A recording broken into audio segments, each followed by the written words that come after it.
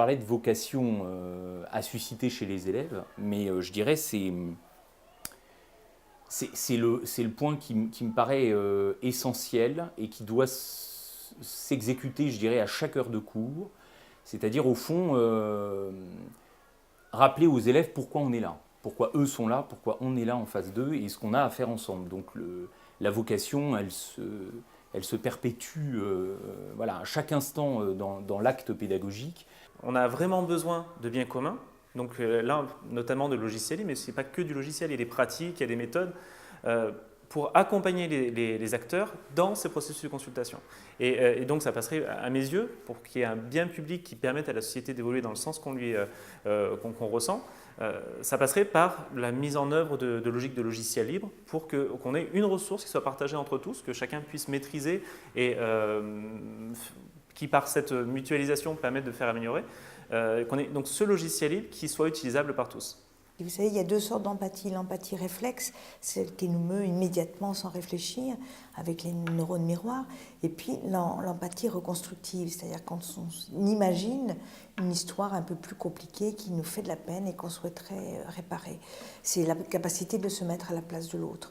L'autre point que je voudrais aborder, qui concerne ces logiques de bien public et de bien commun, c'est de montrer qu'il y a parfois un modèle à revoir aussi, notamment concernant le revenu, en tout cas la capacité des acteurs à raisonner comme ça en matière de biens publics plutôt qu'en matière de biens privés ou biens individuels. Lorsqu'on favorise des logiques d'ouverture, ça profite à tous, clairement, mais c'est parfois aussi sans contrepartie financière. D'un côté, on est dans le champ de l'empathie, du service public, du service au public, et de l'autre côté, on est dans le champ de rentabiliser les soins, qui, à mon avis, ces deux champs ne pourront jamais se recouvrir. Il y a l'être humain entre les deux.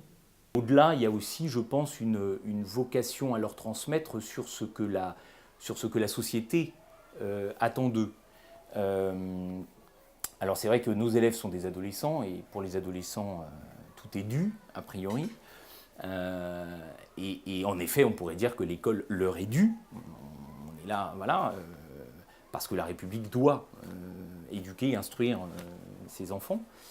Mais en même temps, il faut aussi faire comprendre aux élèves à quel point un État où justement on doit assurer une formation à tous ses citoyens, c'est un don exceptionnel et que tout don implique évidemment un contre-don aussi de leur part. Donc voilà, les rendre sensibles à cet échange qui doit être le leur. Donc là, on les prépare aussi à la maturité et à ce qu'on pourrait appeler la citoyenneté au sens plein du terme. Leur expliquer que la société ne peut fonctionner que si justement il y a échange.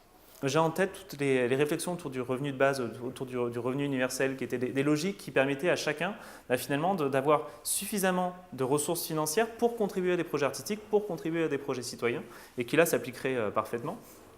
Après, on peut réfléchir à d'autres logiques qui permettent, c'est ce qu'on avait fait dans le cadre d'Open Law, à rémunérer par exemple les créateurs, les contributeurs au commun. C'est-à-dire que lorsqu'on avait identifié un commun, quelque chose qui nous paraissait intéressant à piloter et à faire évoluer au sein de l'association, toutes les personnes qui y contribuaient étaient financées pour leur contribution.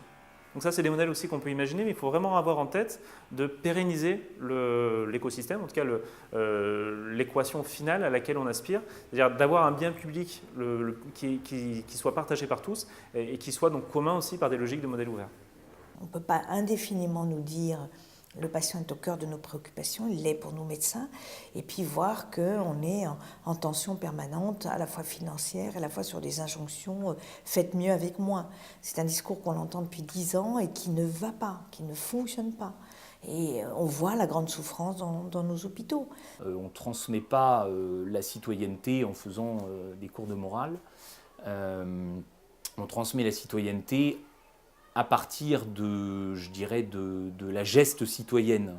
Donc quand on travaille sur des films, quand on travaille sur des œuvres littéraires, on montre aux élèves que ces auteurs se sont posé la question de savoir ce que c'était qu'appartenir à une communauté, qu'appartenir à l'humanité et exprimer et explorer cette humanité. Et donc voilà, donc les textes, les œuvres sont toujours le lieu d'interrogation de cette citoyenneté.